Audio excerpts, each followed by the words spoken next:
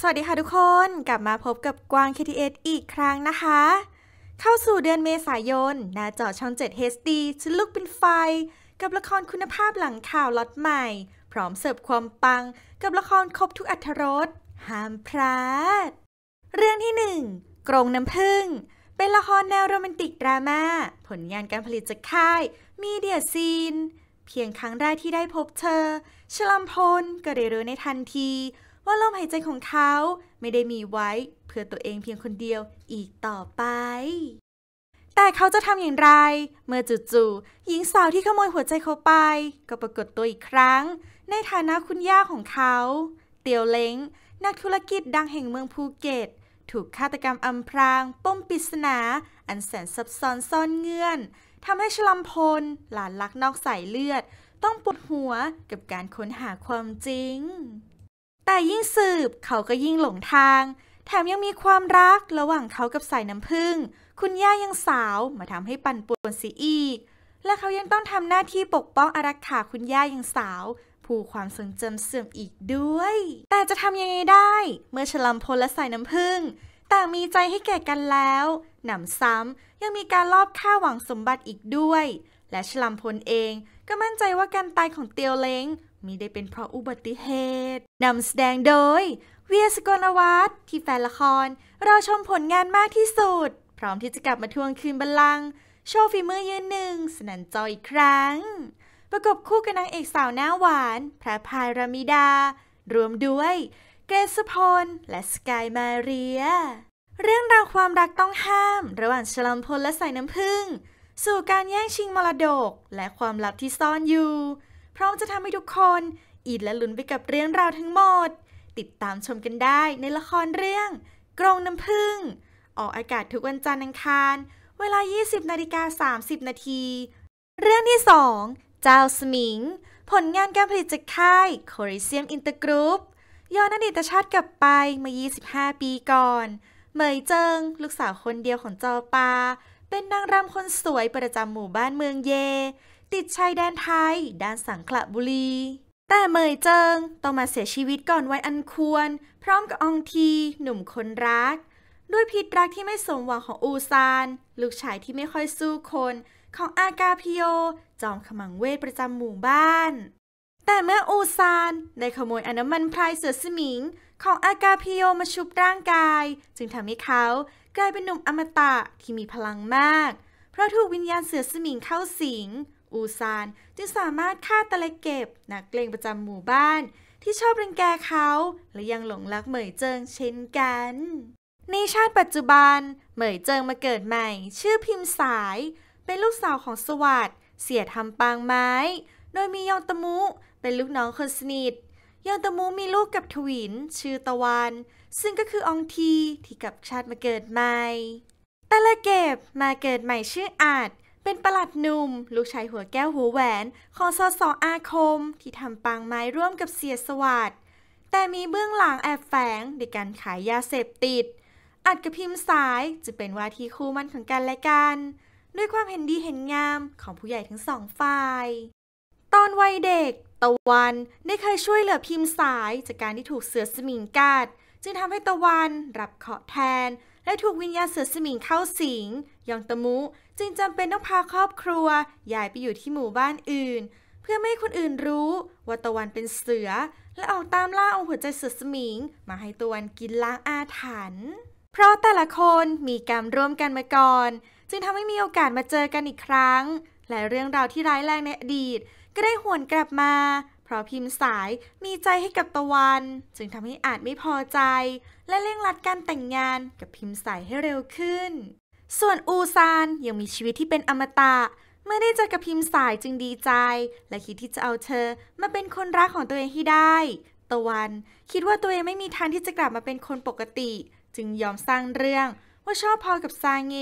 เพื่อให้พิมพ์สายเข้าใจผิดแล้วไปแต่งงานกับอาจจึงทำให้ร้อยตำรวจเอกกำพลคนรักของซาเงเกิดความเข้าใจผิดกันไปด้วยในขณะที่เรื่องราวจะลงเอยด้วยดีโดยที่ทุกคนคิดว่าตะวันไม่ต้องเป็นเสือสมิงไปตลอดชีวิตเพราะมีผ้ายันศักดิ์สิทธิ์ของหลวงพ่อช่วยไว้อีกทางหนึ่ง แต่เสือคล้อยกับเสือแคล้วได้มาปล้นเอาผ้ายันที่ป้องกันการเป็นเสือสมิงไปได้อีกนำแสดงโดยเข้มหัสวีและนางเอกคุณภาพทัพทิมอัญญรินรวมด้วยทัพนักแสดงอีกคับข้างอาทิพลภูลพัฒน์นัทอติรุธเอกรังสีโรจน์ไพศาลขุนหนูและซาแน่ซิมิรันสุดท้ายแล้วชีวิตของตะวันจะกลับมาเป็นคนปกติได้หรือไม่ความแค้นในอดีตที่ฮูซันเข้าใจอองทีผิดจะลงเอยอย่างไรเพราะเขาใช้อองทีเป็นพ่อสื่อเพื่อจีบเหมยเจิงและความรักระหว่างร้อยตำรวจเอกกำพลและซาเงจะกลับมาเป็นเหมือนเดิมหรือไม่ติดตามหาคำตอบกันได้ในละครแอคชั่นแฟนตาซีลี้ลับกับเรื่องเจ้าสมิงละครรีรันที่เคยประสบความสำเร็จอย่างท่วมท้นสามารถกวาดเรตติ้งสูงถึง 8.9 ได้นำกลับมาให้ทุกคนได้ชมกันอีกครั้งออกอากาศทุกวันพุธพฤหัสเวลา 20:30 นาทีเริ่มตอนแรกวันพฤหัสที่ 14 เมษายนนี้และเรื่องที่ 3 หุบพญาเสือผลงานจากค่าย CPG Entertainment แม้สงครามโลกครั้งที่ 2 จะจบลงไปหลายปีแล้วแต่บ้านเมืองก็ยังไม่สงบสุขเกิดความแร้นแค้นข้าวยากหมากแพงไปทั่วทุกหัวระแหงคนรวยที่มีอำนาจยังทำตัวอยู่เหนือกฎหมายข่มเหงรังแกเอาเปรียบคนจนตามอำเภอใจจนชาวบ้านที่ทนความอยุติธรรมไม่ไหวหันไปเป็นโจรเกิดชุมโจรขึ้นเป็นจำนวนมากหน้าบ้านหุบพญาเสือจอมโจรแพรแดงจอมโจรนิรนามที่ไม่มีใครได้เห็นใบหน้ามีเพียงผ้าแพรสีแดงที่ปิดบังใบหน้าเป็นสัญลักษณ์เวลาปล้นชาวบ้านต่างหวาดกลัวจอมโจรแพรแดงมากเพราะกิตติศักดิ์ความโหดเหี้ยมอำมหิตของจอมโจรแพรแดงขณะที่ชุมโจรแพรแดงคือโจรที่ชาวบ้านหวาดกลัวและเกลียดชังในความโหดร้ายเสือไพรคือขุนโจรที่ชาวบ้านต่างสรรเสริญและศรัทธาเพราะเสือไพรคือโจรที่คอยช่วยเหลือชาวบ้านเขาจึงเป็นที่รักของชาวบ้านทุกคนโดยเฉพาะแผนหนุ่มยากจนอาชีพปลูกผักเขายกให้เสือไพรเป็นต้นแบบแผนประสบอุบัติเหตุในวัยเด็กทำให้ขาสันหลังกระทบกระเทือนเดินขาเป็ดปัดจนคล้ายคนพิการซึ่งรักษาให้หายได้แผนอยู่กับผันแม่ของตนที่หุบพญาเสือตั้งแต่เกิดและแม่เคยเปรยถ้าเก็บเงินได้สักก้อนจะพาเขาไปรักษาในเมืองแต่จนแล้วจนรอดก็ไม่มีเงินเสียทีสองแม่ลูกได้ทำมาหากินบนที่ดินติดลำธารและหุบเขาที่เป็นมรดกจากพ่อของแผนโดยไม่มีใครล่วงรู้เลยว่าลำธารในที่ดินของพวกตนมีสิ่งล้ำค่าที่ถูกสายน้ำพัดมา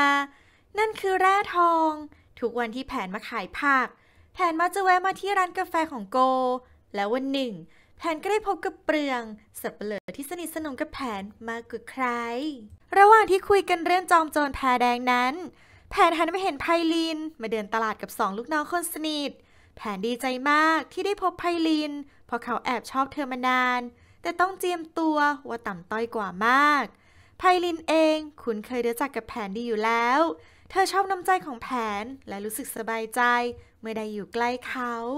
ขณะที่ไพลินกำลังเลือกซื้อของในตลาดเธอถูกเขี้ยวลูกชายพ่อเลี้ยงบัญชาลวนลามแผนเห็นไพลินถูกลวนลามก็รีบเข้ามาช่วยจนถูกเขี้ยวแทงได้รับบาดเจ็บจากนั้นเขี้ยวก็ฆ่าโทษแผนส่วนไพลินซึ่งน้ำใจของแผนจึงรีบเข้าไปดูอาการและได้มอบผ้าเช็ดหน้าของเธอให้แผนซับเลือดไว้ก่อนจะขอตัวกลับโดยไม่รู้เลยว่าแผนบรรจงพับผ้าเช็ดหน้าของไพลินใส่กระเป๋าเสื้อไม่ยอมนำมาเช็ดเลือดแต่เลือกที่จะเก็บผ้าเช็ดหน้าเอาไว้เป็นที่ระลึกพ่อเลี้ยงบัญชาเป็นผู้ใช้อิทธิพลเถื่อนปกคลุมบ้านหุบพญาเสือไว้ทั้งหมดทั้งสื่อข้าราชการโกงโฉนดที่ดินปล้นสะดมแต่งานของเขาไม่ราบรื่นนักเพราะมีจอมโจรแพรแดงคอยขัดขวางพ่อเลี้ยงบัญชาจึงดึงสารวัตรธนูมาช่วยงานหวังจะให้สารวัตรช่วยจัดการจอมโจรแพรแดงให้สารวัตรธนูภักดีต่อพ่อเลี้ยงบัญชาด้วยความโลภและที่สำคัญเขาหลงรักกิ่งแก้วลูกสาวพ่อเลี้ยงบัญชาอย่างเต็มหัวใจแต่กิ่งแก้วไม่ได้สนใจสารวัตรธนูเลยคาร์เตอร์ทหารอเมริกันที่เคยประจำการที่หุบพญาเสือตอนสงครามโลกครั้งที่2สนิทสนมกับพ่อเลี้ยงบัญชา เขาต้องการที่ดินของผันจึงขอให้พ่อเลี้ยงบัญชาจัดการให้ซึ่งพ่อเลี้ยงบัญชาก็ส่งเคี้ยวมาเจรจากับผันในคราบของจอมโจรแพรแดงเมื่อไม่สำเร็จเคี้ยวจึงใช้มีดสั้นแทงผันและชิงเอาโฉนดไปแต่พอเคี้ยวเดินออกมาจากบ้านของผันเขาก็ต้องพึงหยะเมื่อเจอจอมโจรแพรแดงตัวจริงยืนขวางทางไว้ผันยังไม่ตายได้พยุงร่างกายลุกตามเคี้ยวออกมาร้องขอโฉนดที่ดินแต่ก็ต้องล้มลงนอนจมกองเลือดจังหวะที่จอมโจรแพรแดงลั่นไกยิงเคี้ยวแต่กระสุนพัดเป้าเมื่อแผนกลับมาที่บ้านเขาก็ต้องตกใจเมื่อเห็นผันนอนจมกองเลือดก่อนจะสิ้นใจผันบอกกับแผนว่าจอมโจรแพรแดงเอาโฉนดที่ดินไปการตายของผันทำให้แผนเสียใจมากและประกาศจะแก้แค้นให้กับแม่ของตนนำแสดงโดยออฟ ชนาพลประกบคู่กับนางเอกสาวเกต ภัสสิตาพร้อมบูสนันประชันฝีมือกับน้ำระพีพัฒน์เมื่อบุญคุณต้องทดแทนความแค้นต้องชำระชายชาติเสือปะทะจอมโจรนิรนามความมันจะสนั่นจอขนาดไหนรอติดตามชมกันได้ทุกวันศุกร์เสาร์อาทิตย์เวลา 20:30 นาทีเริ่มตอนแรกวันศุกร์ที่ 8 เมษายนนี้คลิปนี้กวางได้รวบรวมละครใหม่ล่าสุดที่ทุกคนจะได้รับชมกันในเดือนเมษายนถึง3เรื่อง3รสรอติดตามชมกันได้ทางช่อง 7 HD เวลา 20:30 นาทีค่ะชอบก็กดถูกใจใช่ก็ช่วยกด Subscribe หรือกดติดตามให้กวางด้วยนะคะและคลิปต่อไปก็จะทำเรื่องอะไรรอติดตามรับชมกันได้เลยขอบคุณค่ะ